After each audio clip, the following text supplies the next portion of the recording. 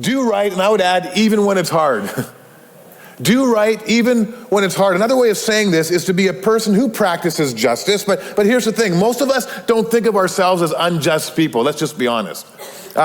You probably didn't wake up this morning thinking like, who can I cheat today? Or I can't wait to drive to church and cut somebody off. It's going to be great. Maybe you did, but you didn't plan on it. I hope you didn't anyways. And so most of us do not live our lives with a commitment to being unjust or an understanding like I'm going to do wrong things. When we see this requirement from God to do right, most of us would feel pretty good about ourselves. I'm a pretty good guy. I do pretty good things. But justice isn't just about not doing bad stuff. It's about doing right stuff. It's not passive, it's active. It's not about just simply avoiding evil, but what Micah is calling us to, and God is speaking through him, is not just about avoiding evil, it's actually confronting it. It's actually going head on at it. And Micah was reminding the nation to do right, to act justly. He wanted them to move beyond themselves and recognize that their worship of God must be synced up with those around them who are in need, who are suffering, who are in pain. And in Micah's day, as he prophesied this word, it was a call to people who had begun to believe that their worship to God was all that God wanted. Hey, we go to church. I'm a good, just person. I lift my hands in worship. I sang louder than the guy beside me.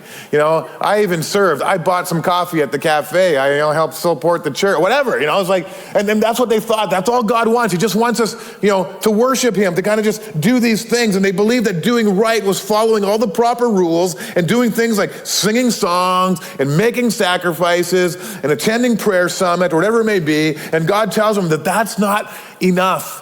You're missing the point. He hears a louder cry above their worship to him, and it's the cry of the suffering. It's the cry of the poor. It's the cry of the needy. It's the cry of the hurting. And his message back then should cause us today to hear it as well and ask ourselves some questions. What does it mean to do right? See, here's how you can kind of evaluate your life. Here's some things to think through when it comes to your life. Do I look out for others, or do I first and foremost look out for myself?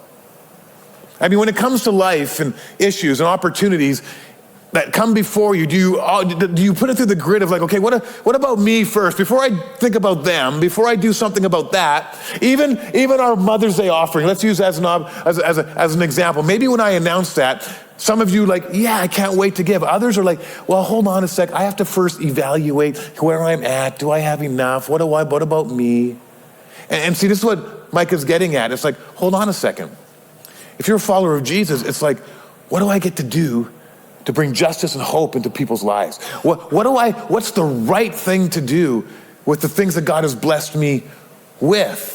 And so it's a good indicator. Like if you're just like first looking at your own life before you think about the opportunities before you, you might want to just evaluate your heart for a moment.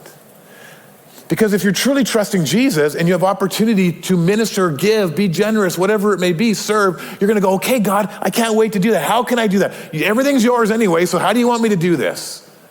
And there's this attitude of like, how can I do this? Or what about this? Do I treat people as image bearers or interruptions? I know sometimes that can be me. Okay, this is pastor confession time. Oh no, here they come, right?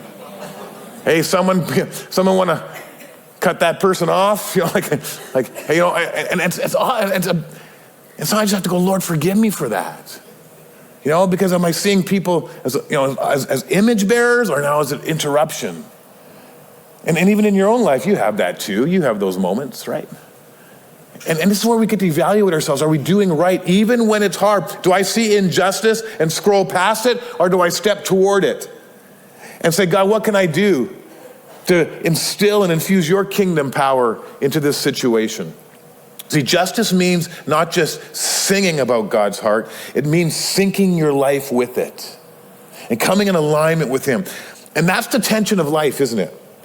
It's hard to do that. It's hard, and you see things, I want to do right, but just to be honest, sometimes we don't. And especially when it is hard, because it might cost me something. My reputation, my money, my time, a relationship. It could really cramp your style, right? But am I applying what God requires when it comes to my life and all that God has blessed me with? And I'm just saying, what if we would be a church that lives justice, that does right instead of just talking about it? Someone should do something about that. Somebody should step into that. What about me? What about you? What does God require that you and I do right?